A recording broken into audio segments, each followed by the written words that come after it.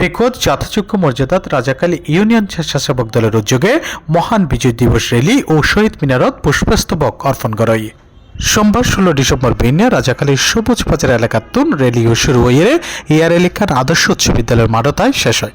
পরে বিদ্যালয়ের শহীদ মিনারিবাদ পুষ্পস্তবক অর্পণের মাধ্যমে শহীদ দলের প্রতি শ্রদ্ধা জানিয়ে এবং তারার আত্মার মাগফিরাত কামনা করে। এই সময় উপস্থিত আছেন রাজাকালী ইউনিয়ন বিএনপির আহ্বায়ক আবু জাফর এম এ, সদস্য সচিব আবুল বশর বাবু, যুগ্ম আহ্বায়ক মোহাম্মদ জাহাঙ্গীর আলম, যুগ্ম আহ্বায়ক জিয়াল হক জিয়া, রাজাখালী ইউনিয়ন স্বেচ্ছাসেবক দলের আহ্বায়ক আজিজুল হক, সিনিয়র যুগ্ম আহ্বায়ক আজমউদ্দিন শাহিন সহ আরও বোধকে। দীর্ঘ 9 মাস একটানা এক রক্তক্ষয়ী সংগ্রামের মধ্যে দিয়ে 1971 সালের 16 ডিসেম্বর অনেক মা বোনের ইজ্জত এবং রক্তের বিনিময়ে দেশ স্বাধীন করেছিলেন। এর পরে স্বাধীনতার এত বছর পরে এসে আবার আমরা স্বৈরাচার কবলিত হই। স্বৈরাচার কবল থেকে বিগত 5ই আগস্ট ছাত্র জনতার যৌথ উদ্যোগে আবার নূতনভাবে দেশ স্বৈরাচার মুক্ত হয়েছে। যারা শহীদ করেছেন তাদের রোগীর মাগফিরাত কামনার জন্য আমরা শহীদ মিনারে এসে তাদের স্মৃতির প্রতি শ্রদ্ধা নিবেদন করে পুষ্প অর্পণ করেছি।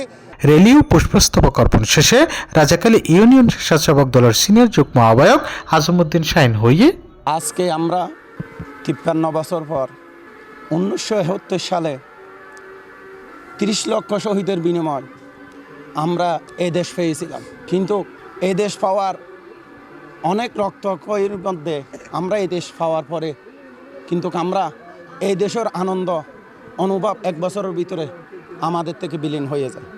আজ পর্যন্ত 24 সালের গণঅভ্যুত্থানে জনসাধারণের গণঅভ্যুত্থানে সবাই ঐক্যমত্য হয়ে আবার এই দেশ আমরা নতুন স্বাধীনতার মাস করছি ইনশাল্লাহ। আমরা অতীতে ওই 1971 সাল হইতে আজ 24 সাল পর্যন্ত যেটুকুন শহীদ হয়েছে ওনার প্রতি আমাদের জাতীয়বাদী বাংলাদেশ স্বেচ্ছাসেবক দলের পক্ষ থেকে শুভেচ্ছা ও অভিনন্দন। আর তারার এই ত্যাগের মাধ্যমে আমরা একটা ভালো দেশ পাইছি। ইন্ডিয়া এই সময় রাজাকালী ইউনিয়ন স্বেচ্ছাসেবক দলের বিভিন্ন স্তরের নেতৃবৃন্দ উপস্থিত আছেন। ডেস্ক রিপোর্ট, সি+, চট্টগ্রাম।